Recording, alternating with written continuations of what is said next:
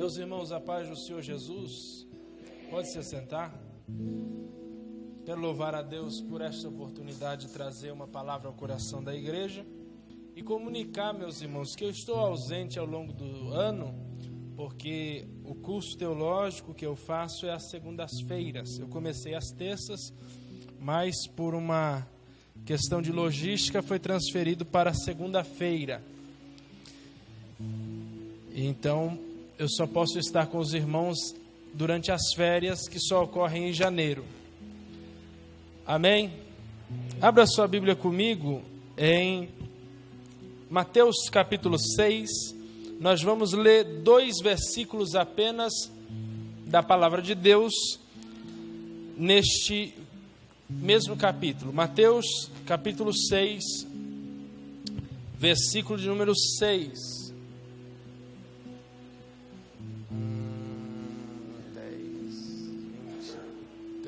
40. Ok.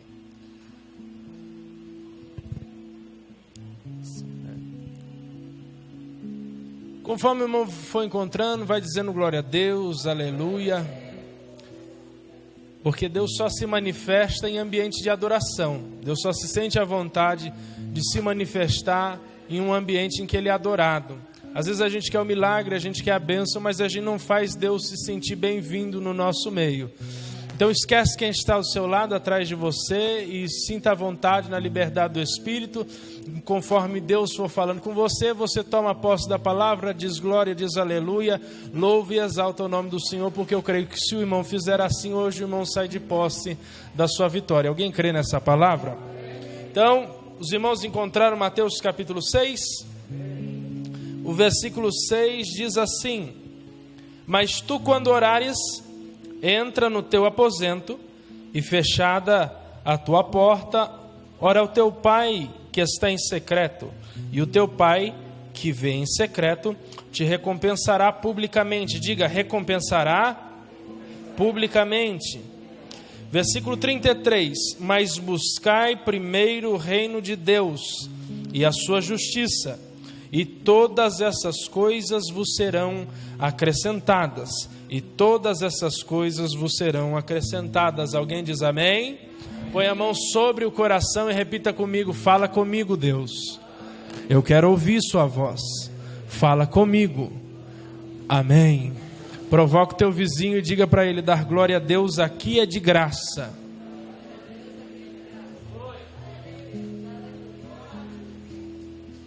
Eu quero falar com os irmãos rapidamente, não quero me estender, sobre as bênçãos do secreto.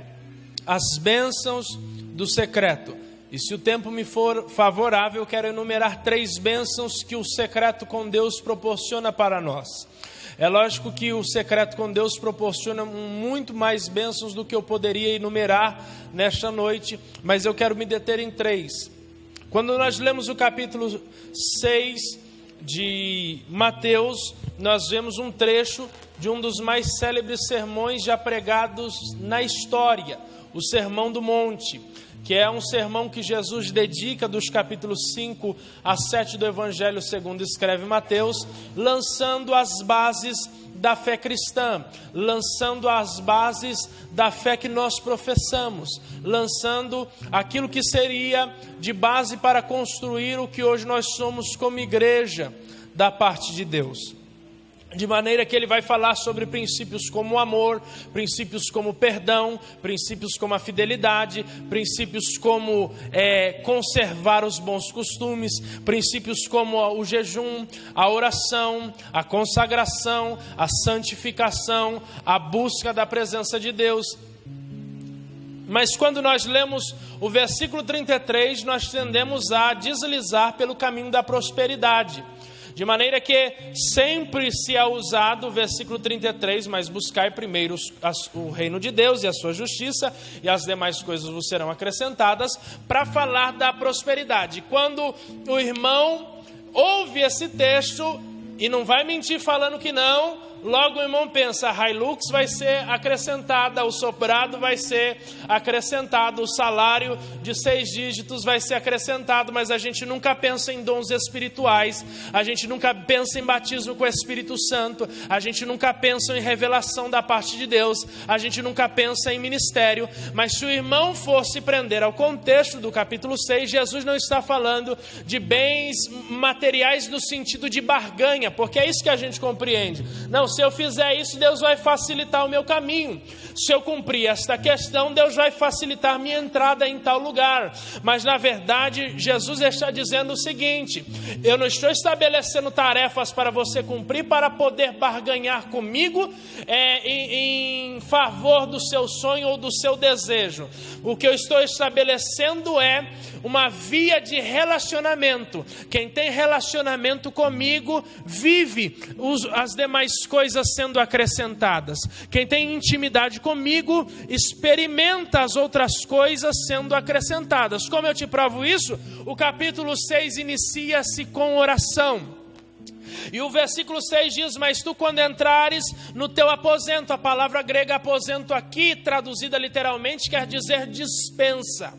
O que Jesus está dizendo é: eu lhes entreguei a chave da dispensa do céu.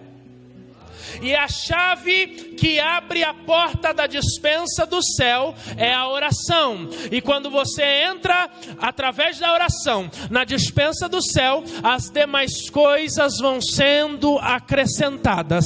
E eu quero falar esta noite sobre 3 coisas que Deus quer acrescentar na tua vida através do poder da oração. Porque o versículo 33, em alguma versão, eu não me lembro qual, vai dizer: buscai primeiramente o reino de Deus e a sua justiça, e as demais coisas são privilégio. Privilégio do quê? De uma vida de alguém que abriu a porta da dispensa do céu. A primeira bênção do secreto em que eu quero me deter esta noite é a bênção da revelação. O secreto com Deus proporciona revelação. Que tipo de revelação o secreto com Deus proporciona? Êxodo capítulo 3, a Bíblia diz que Moisés está no deserto de Midian e ele está levando o rebanho do seu sogro Jetro.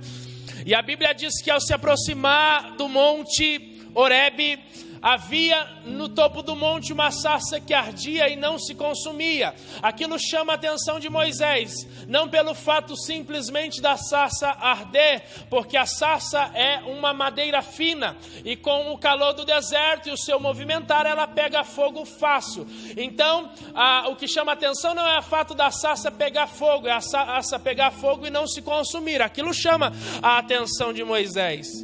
Então Moisés sobe ao cume do monte, e ao chegar próximo do monte ele ouve uma voz que saía da sarça, e a Bíblia diz que era a voz do Senhor, e o Senhor diz a Moisés, se revelando a ele: eu sou o Deus de Abraão, de Isaque e de Jacó. Aqui está uma revelação de Deus. Deus está dizendo que era o Deus das eleições soberanas. Isso significa o nome Deus de Abraão, Isaque e de Jacó. O Deus que elege soberanamente, simplesmente pelo fato de ser Deus, escolher quem Ele quer escolher.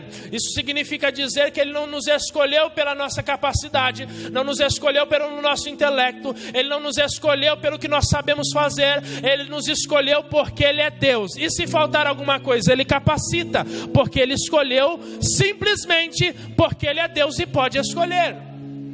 Primeira revelação. A segunda revelação é em que Moisés recebe uma incumbência da parte de Deus. Qual a incumbência? Ir ao Egito e trazer a liberdade ao povo que estava cativo. Moisés entra em pânico, Moisés fica atônito, Moisés fica assustado. E ele diz: mas quando eu chegar com essa conversa ao faraó, quando eu chegar com essa ideia ao faraó, quando eu falar até mesmo aos filhos de Israel esta ideia, quem eu vou dizer que me mandou? E aí Deus vai trazer uma das revelações mais extraordinárias da palavra de Deus. Ele vai dizer: eu sou o que sou. assim dirás aos filhos de Israel: o Eu Sou me enviou a vós. Moisés estava a sós com Deus e houve esta declaração, primeiramente dizendo, porque Moisés estava desesperado: o que eu vou fazer, o que eu posso fazer, o que está ao meu alcance? E aí Deus olha para Moisés e diz: Moisés, não é você, eu sou. Não é a sua capacidade, eu sou. Não se assuste, porque eu sou. Não temas, porque eu sou. E este nome Eu Sou vem do hebraico e traduzido significa o Deus, eu sou o que serei. Ou eu sou o Deus de cada situação.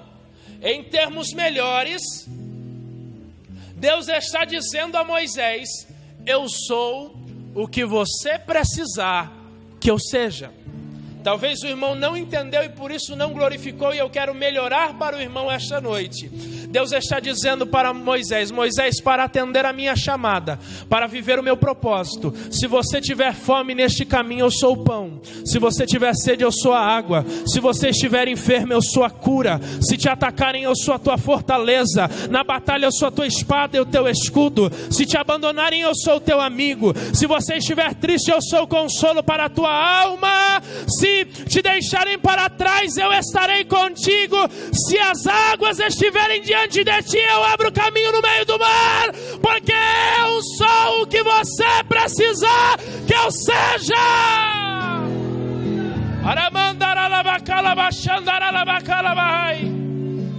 Eu quero liberar uma palavra de Deus para você que se acha incapaz, que acha que não tem como fazer, que ouve o chamado de Deus e diz: mas eu não sei falar direito, não sei orar direito, não tenho conhecimento muito amplo. Deus está lhe dizendo esta noite: não é você, sou eu. Não é você, sou eu. Só abre a tua boca que a palavra chega. Só dobra o teu joelho que eu te capacito, porque a unção vem do Senhor. Ele é o que você precisar que Ele seja.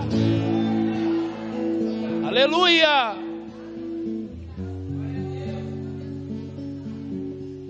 Cutuca o teu vizinho e diz para ele: você ainda vai fugir? O que ele respondeu? O secreto proporciona essas revelações.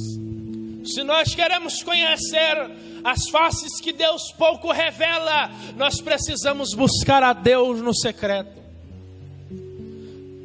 Nós precisamos, meus irmãos, ficar inconformados com o nível de revelação que nós temos da parte de Deus, porque Deus tem mais. E eu não consigo compreender a mente de alguém que sabe que Deus tem mais e não faz por onde em buscar o mais de Deus. Porque às vezes a gente é acomodado, é mais confortável, mas Deus quer te fazer viver um pouco no desconforto. A primeira bênção do secreto são as revelações.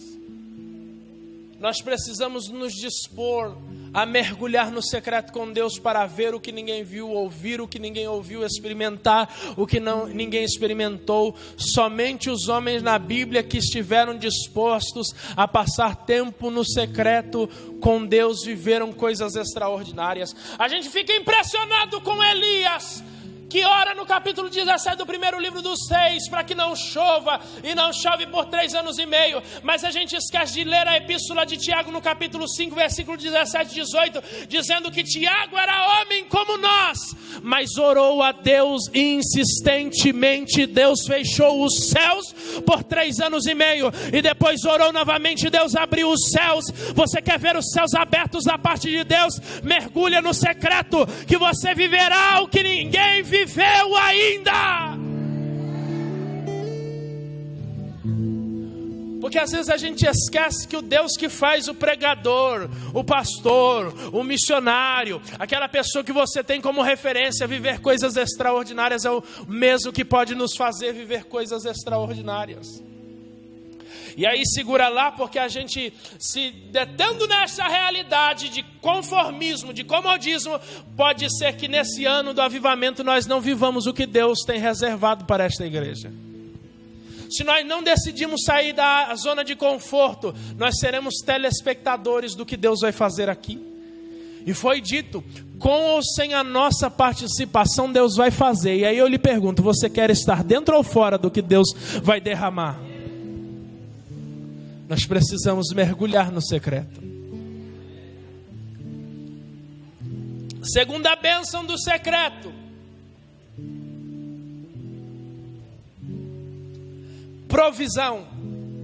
A Bíblia diz em segundo livro dos Reis, capítulo 4, versículo 1 a 6, que uma esposa dos filhos de profeta vai a Eliseu dizendo que o seu marido estava morto, e os credores chegaram para cobrar a dívida que seu esposo havia deixado, e ela não tendo posses, os credores ameaçaram levar os seus 2 filhos. E Eliseu dá uma instrução simples: vai, toma vasos emprestados, muitos, e vá para a tua casa. Ela tinha um pouco de azeite, e fecha a porta sobre ti e sobre os teus filhos. E aqui nós vemos a operação do secreto começar. A primeira coisa é que Eliseu pergunta o que ela tinha em casa, e ela responde nada, a não ser um pouco de azeite. E às vezes a gente não vive a provisão de Deus porque a gente descarta o pouco que a gente tem em casa. E eu quero dizer que é com o pouco que você ainda tem que Deus vai fazer um milagre na tua vida. É com o pouco que você acha que não vai dar para nada que a provisão vai chegar na tua casa. A Bíblia diz que ela pede os vasos emprestados, e aqui é o lado bom, meu irmão, de não ser encrenqueiro, porque quando a gente não é encrenqueiro, a gente tem vizinho para pedir emprestado. Às vezes a gente não vive a provisão de Deus porque a gente caça confusão com todo mundo, a gente arruma briga com todo mundo, e aí quando Deus quer operar o milagre, Ele diz, vai e toma vasos emprestados. Ela toma vasos emprestados, muitos vasos, pegam os vasos, entra na casa, entra no secreto, fecha a porta, e quando ela está no secreto, ela começa a deitar o azeite nos vasos, e a Bíblia diz que vai multiplicando, vai multiplicando, vai multiplicando. No secreto Deus tem multiplicação, no secreto Deus tem multiplicação, no deserto Deus tem no secreto Deus tem coisa extraordinária para nós. E a Bíblia diz, não precisamente quantos vasos, passa o primeiro, passa o segundo, ela não enumera quantos vasos foram ao todo, mas a Bíblia diz que quando se acabam os vasos, o azeite cessa. Se ela tivesse fé para ter pego mais vasos, o azeite não pararia aonde tinha parado, tinha continuado por um pouco mais, porque o que limita a nossa provisão em Deus é a nossa fé. Você tem fé para pegar quantos vasos? Você tem fé para trazer quantos vasos? Porque é na medida da fé que Deus traz a multiplicação. É na medida da fé que Deus traz a provisão. É na medida da fé que Deus faz multiplicar a 30, a 60 e a 100 por 1. Então, meu irmão, eu não sei qual é a situação que você está enfrentando e nem o que você está vivendo, mas eu sei, faça além do que foi lhe pedido, porque Deus é poderoso para multiplicar o azeite. O vaso é matéria de barro, representa as capacidades humanas. O azeite na Bíblia representa a matéria sobrenatural. A matéria sobrenatural não vai se esgotar enquanto estiver com o coração aberto. Enquanto a matéria humana estiver dizendo, eu quero mais, eu posso mais, eu recebo mais, eu creio mais, eu posso chegar mais além. Então, meu irmão, para de limitar o trabalhar de Deus na tua vida. Aleluia. Chega de limitar o projeto de Deus na tua vida. Chega de limitar a provisão que Deus tem para a tua história. Chega de você mesmo estabelecer os limites. Deixa Deus trabalhar. Deixa Deus estabelecer o limite. Deixa Deus estabelecer a cerca, porque Deus sabe a tua capacidade.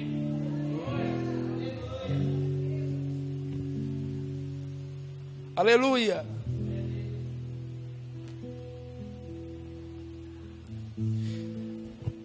Ela paga a dívida e ela vive do resto. Por quê? Porque ela entrou no secreto. Provoca o teu vizinho e diga para ele: você precisa entrar no secreto.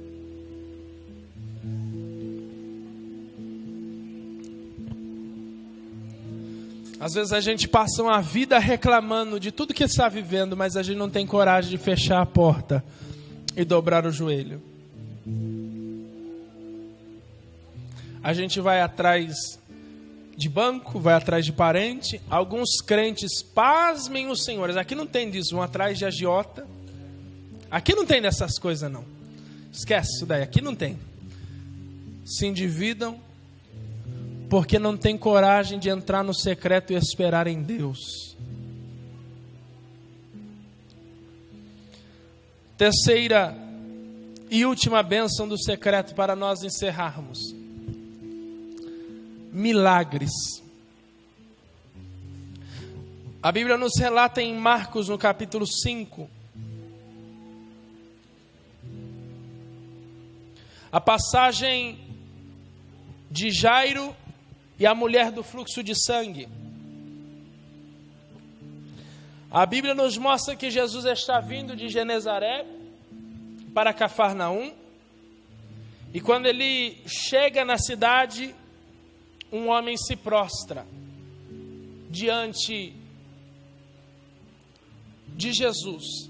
E a Bíblia faz questão de mencionar que este homem era maioral da sinagoga, um dos chefes da sinagoga. E ele suplica pela misericórdia de Jesus. A Bíblia diz que ele se prostra aos seus pés. E aqui é uma lição muito interessante da parte de Deus para nós, que se nós queremos milagre da parte de Deus, o nosso status social não pode nos impedir de nos dobrarmos aos seus pés. Lá fora o irmão pode ser o que for: juiz, advogado, político, enfermeiro, mestre de obra, gesseiro, professor, costureiro, o que for. Mas quando nós passamos daquela porta para dentro, o lugar mais alto que nós podemos estar é aos pés de Jesus. Eu não sei qual é a sua condição financeira, mas para Jesus o que importa é nós estarmos prostrados aos seus pés. Essa é a beleza do Evangelho, porque o Evangelho nos nivela.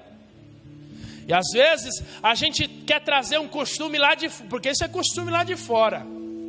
Humilhar o outro em detrimento da sua posição ou status social. Isso é costume do mundo.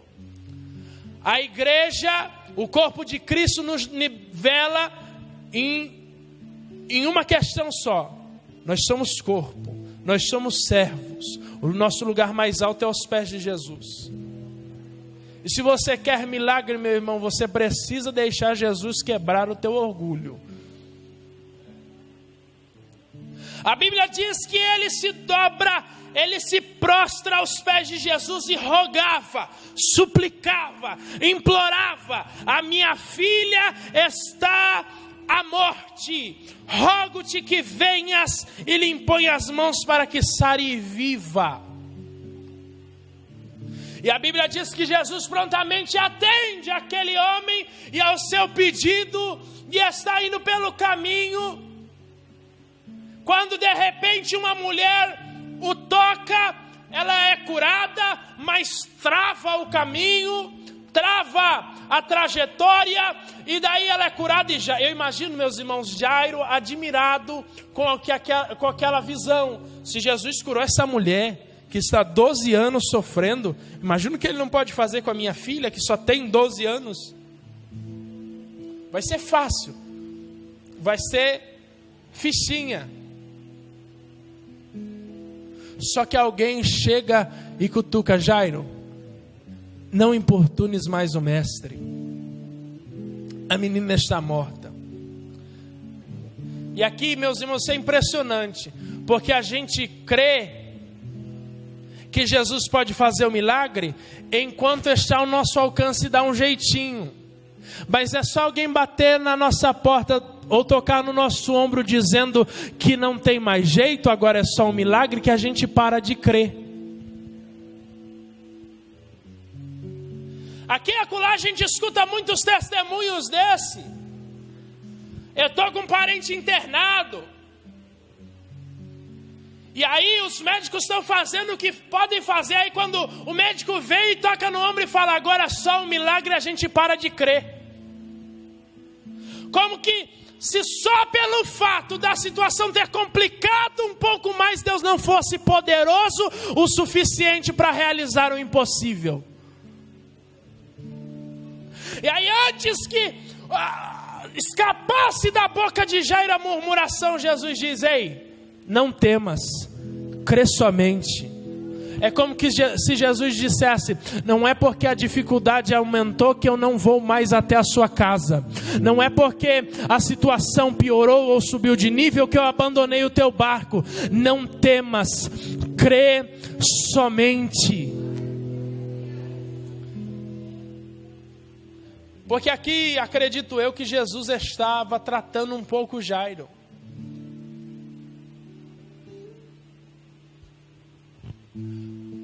Porque nós só estamos prontos, meus irmãos, para viver o milagre da parte de Deus, quando o milagre do nosso irmão não nos incomoda mais.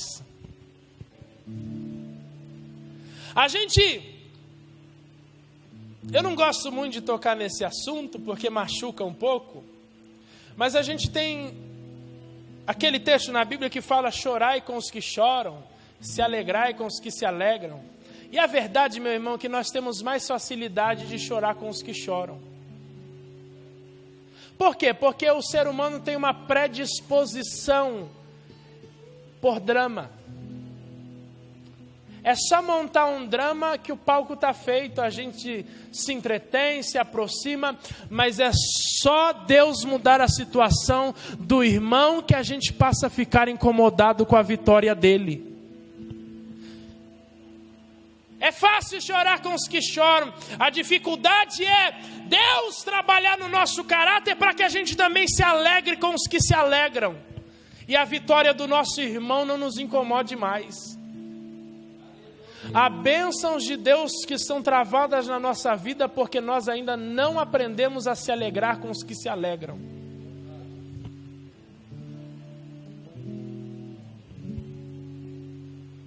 Coloque a mão sobre o seu coração e diga assim comigo: me cura, Jesus.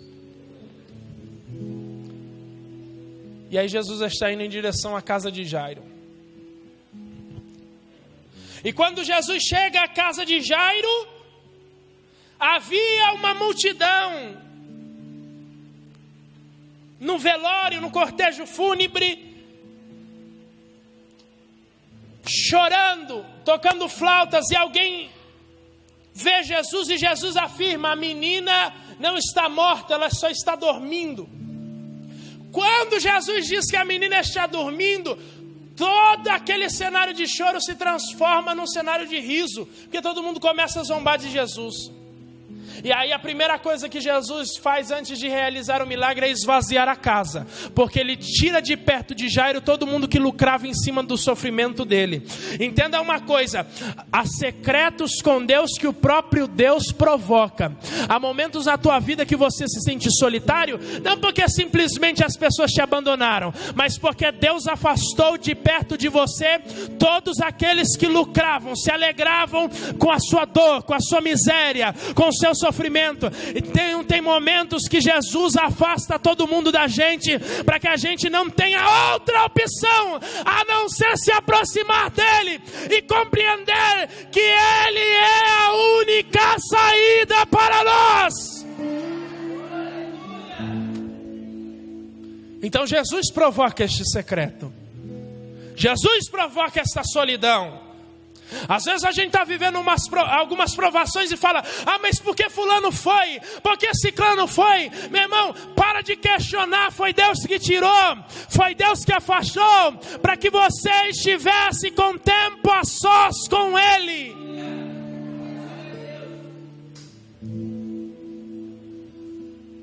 E não adianta, irmão, porque Deus avisa, Deus dá sinal. Você precisa ir para o secreto, você precisa gastar tempo a sós, mas a gente vai procrastinando, a gente vai jogando para o dia seguinte. Aí chega uma hora que Deus olha e fala: chega, e estabelece um ponto final e começa a afastar. Se você não veio através dos sinais, eu vou provocar o secreto, eu vou provocar a solidão, e você vai vir, porque eu tenho uma obra na sua vida. E meu irmão, não sei que expressão eu uso. Eu vou usar a expressão lerdeza. A expressão era outra. A sua lerdeza não vai atrapalhar o plano que Deus tem para você. Jesus esvazia a casa.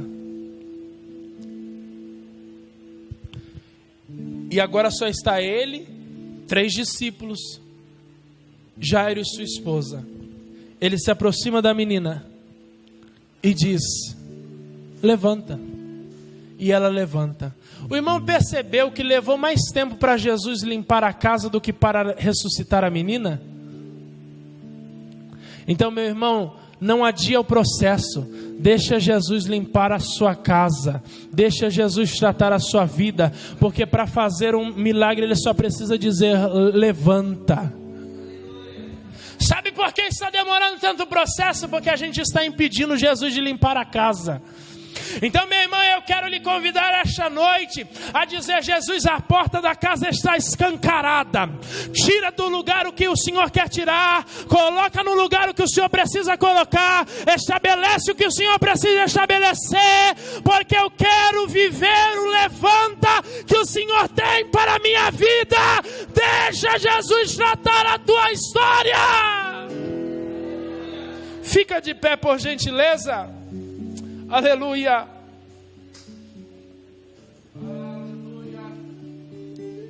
E nesse milagre a Bíblia nos mostra que Jesus tem poder sobre a vida.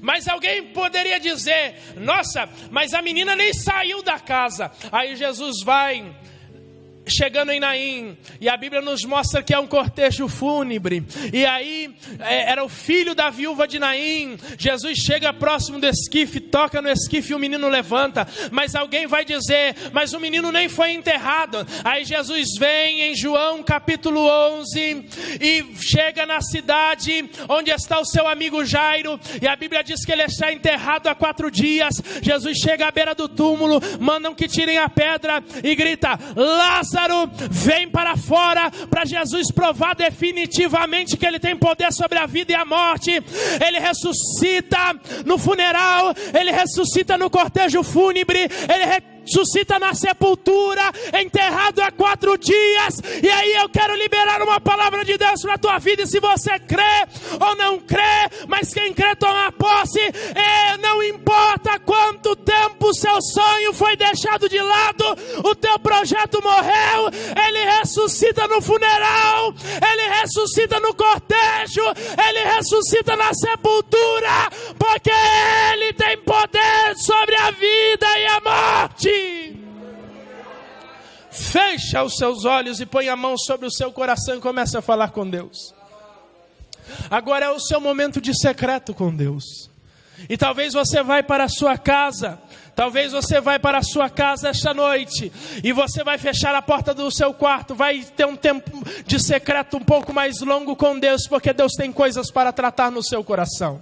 Deus tem coisas para tratar na sua vida. Há áreas que você há muito tempo está procrastinando para com Deus, e Deus está dizendo: eu quero mexer, eu quero reformar, eu quero refazer, eu quero limpar. E você tem dito: eu não deixo, eu não libero, eu não faço. Mas Jesus está pondo um basta nessa noite. Você precisa entrar no secreto.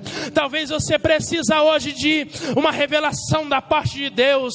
Talvez você precisa hoje de uma provisão. Talvez você precisa hoje de um milagre da parte de Deus. E eu quero te convidar a começar a falar com Deus. Deus, eu estou no secreto. Deus, eu estou no momento da oração. Senhor, eu estou com a chave da despensa do céu esta noite. E eu sei que o Senhor tem poder. Então, Deus, olha para esta situação.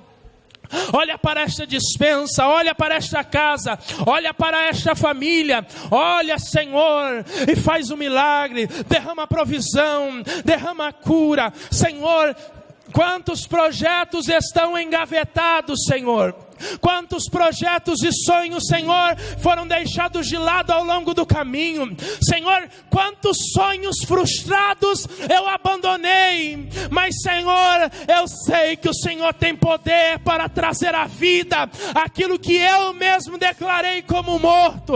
Eu sei que o Senhor pode fazer algo extraordinário, aonde eu mesmo já havia decretado a derrota. Mas eu ouvi a tua palavra e entendi que eu não posso mais limitar a ação de Deus na minha vida. Vai falando com Deus, vai falando com Deus. Pelo amor de Deus, irmão, ora. Pelo amor de Deus, irmão, entra no secreto. Pelo amor de Deus, meu irmão, comece a clamar pela tua vida.